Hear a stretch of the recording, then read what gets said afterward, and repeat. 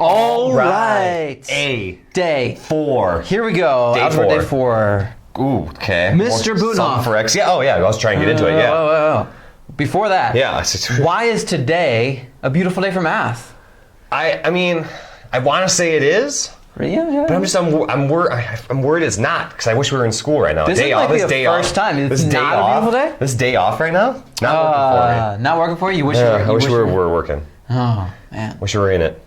Well, why about you? Today's a beautiful day for math, even though we're not in school, because we're making a video and it's really fun. Right on. It's really fun to work with somebody on mathematics. I recommend doing that. We'll get a little study. We're doing this. We're doing this. It's great. It's great. So we're like faking it out. That's why it's a beautiful day for math. Keep it going. Let's roll right along. I think on day 3 we might have missed this standard, but we're still working on I can solve linear equations using the distributive property and with variables on both sides of the equation. So we're kicking it up a notch. Whew. Here we go. Yeah. So we're still solving for x. Distributive property. Ooh, distributive property. So I see a parentheses now. I see that being new. Parentheses is new. Yeah, I see parentheses being new. Can we rewrite that problem below it? That's what I'm thinking, yeah. So that it makes, so we can use some space there. So that's 3 times the quantity. All of that crap. 2x minus 5 equals 10. Times the quantity. Right. So I mean, we had a couple problems like this on the day 2, assignment. Yeah. And I just started helping some students by doing this. I said, I'm gonna draw this, and I bet you'll understand.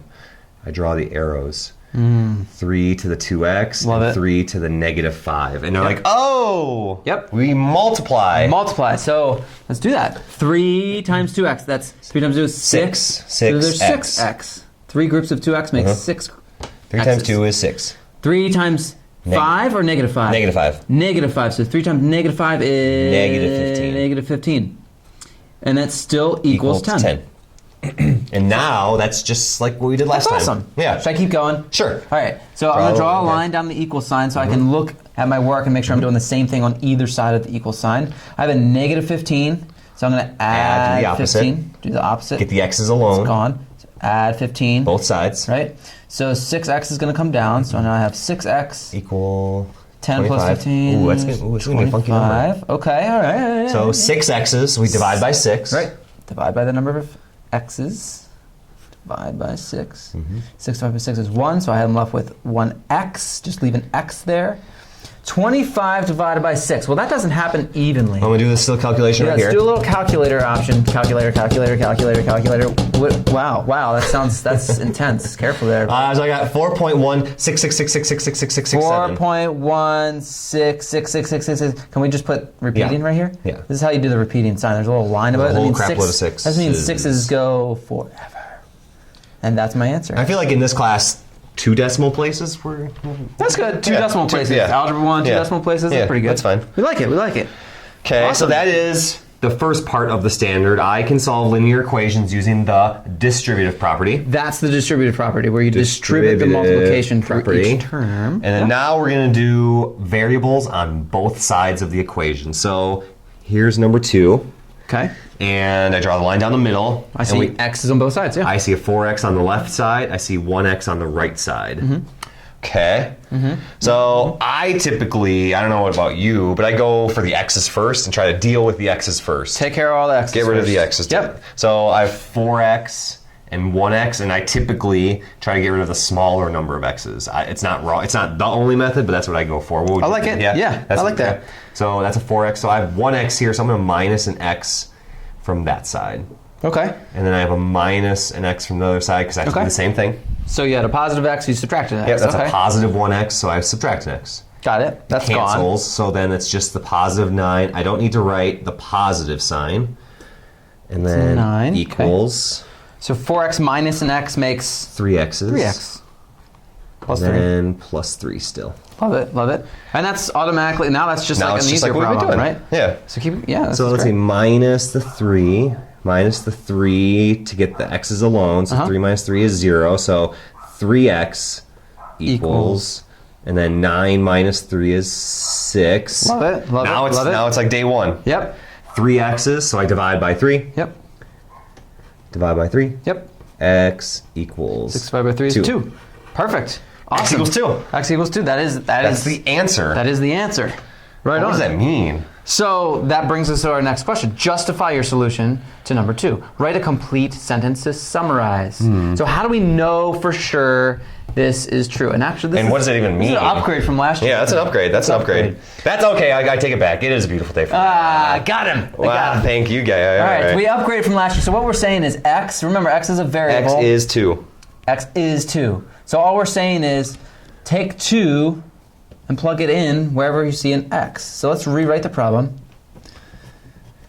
We're going to use these symbols to justify our solution.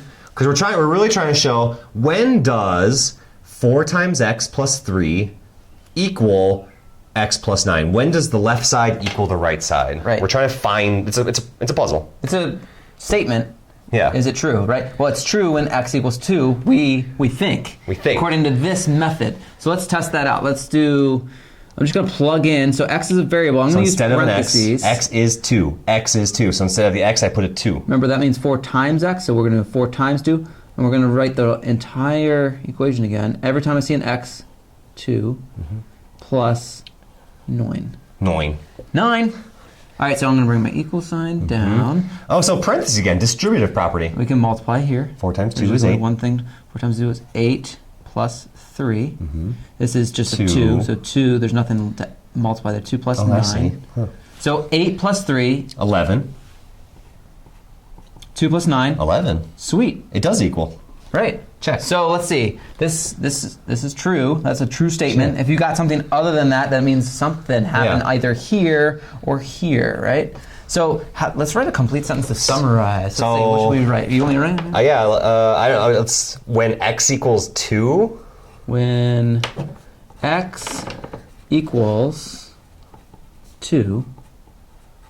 The left side equals the right side? I'm just making this up. How about we? Well, yeah. When x equals 2, the equation is true. The equation is true. It works out. The equation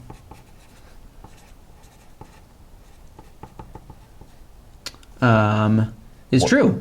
True. Is true, right? So if I put a different number in, they would not be equal to When each x other? equals 2, the equation is true. That kind of rhymes. But that's exactly what we're saying, right? Right. When x equals 2 here, this thing works out. 11 equals 11, the left equals which is the right, a true statement. Okay, So I think that's really all what we're saying. Okay. This is the first time we've ever done that. Right. But that's how it works. Done. Okay, sweet. Last one. But it's Right? I see work though. We're done. Wait. Okay. Let's see. Oh, Is the following work true? Oh, okay. Is the following work correct? Is it the best method? Is the work correct? Well, let's check it. Okay. So let's see. There's x's on both sides. So whoever did this Decided plus not to. 9, Okay. because that's Add it, negative. right. Okay, that's kosher. That And seems plus to make 9. sense. So you have to do the same to both sides. That's Yep. kosher.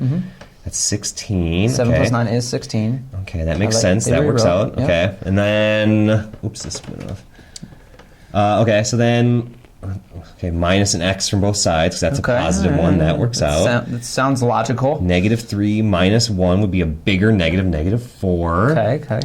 Right, that works. So that's 0. That is 0. That's 0 is a number. That's true. Okay. 16 minus 16. It's a positive, so they Okay. subtract 16. That works out. So then 0 minus 16. Yeah. Okay. Okay. Negative 4x 4. equals negative 16. They divided by negative 4. I'm watching my negatives here. It seems to be fine. Yeah. So x seems to be 4. X equals 4. Negative divided by negative. That's positive, and that works. Yeah. So is the following work correct? Yes. Yeah, that's correct. Now, is it the best method? Meaning, you could have done a lot of different first steps here. Kind of Right. like we did over here. Bunoff was like, I want to subtract x's first. This person said, no, I want to add 9 first. Which Add all 9. these steps were true, but Yeah. is it the best method? Is it the most efficient way to do it? Well, so, I don't know. let's try proposing another way. Well, I see, we moved the numbers all to one side, and then we moved them all back to the other side. Right. Seems like a lot of movement that didn't need to happen. That Maybe might we could have be. done it all Yeah. at once. Okay. So I'm going to propose another way to do this. Let's see if I can move the camera down. Can we do that? Can we do this? Right. Boom. That was a little abrupt, huh? Okay, I'll rewrite the problem real quick. So negative 3x Plus 7. plus 7 equals x minus 9. You want me to do this one or do you want to do it? You can do it. Okay. So the easier way from what you said was to take care of the x's first. Okay. So let's subtract x first. Ooh. X minus X, that's that. So negative 3X minus X, that's negative 4X. 4. So we're dealing with our X's first. Plus 7 comes down. Equals. Careful. That's a negative 9. Maybe that's, well, that's a little. Now you do have to bring down this negative sign. Yeah. And then it just becomes like a day 2 problem, right? So now we can, let's move all the way all the numbers. So minus 7. Okay. Negative 4X comes down. Equals negative 9 minus 7. It's a bigger negative number. Negative 16. Okay. Okay, now we're last step. Last step, divide by how many X's? There's a negative amount of X's. Divide by that. Am I in frame here? X equals 4? Perfect, yeah. So I got the same exact answer, but I did it in different steps. Let's see how many. Okay, so that's 1 step, 2 step, 3 steps. Okay. And then the other one was how many steps? Do you want to label it? So 1 step, 2 step, 3 step, 4 steps. Okay, so it looks like the first way we did it, or the way that was proposed, took 4 steps. This one's 3 steps, so this one looks like more efficient. Mathematicians are lazy. Yeah, we want the quickest, easiest way. But, so I think this one then. Yeah. Right? Yeah. This makes more sense. It's easier. It's the most efficient way. It's more elegant. Oh, I like it. I like Elegant. That elegance. Yes. That's how you would interpret it. Make sure you show your work when you're doing this. All right, I think they're ready. Good luck.